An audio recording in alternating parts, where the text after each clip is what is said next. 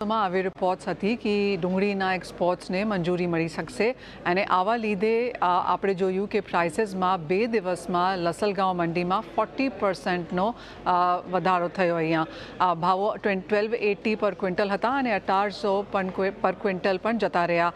હવે આજે જેવી સ્ટેટમેન્ટ્સ આવી છે ગવર્મેન્ટ ઓફિશિયલ્સ તરફથી એ એવી છે કે ડુંગળીના એક્સપોર્ટ્સ યથાવત રહેશે, આમાં કોઈ ચેન્જ નથી અને 8 ડિસેમ્બર 2023માં જે એક્સપોર્ટ બેન મૂકવામાં આવ્યો હતો એ યથાવત 31 માર્ચ 2024 સુધી રહેશે.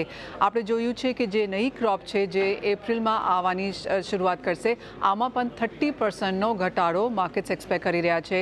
એના લીધે એક્સપેક્ટેશન એવું છે કે ઇવન આફ્ટર 31 માર્ચ 2024 આ એક્સપોર્ટ બેન યથાવત રહી શકશે.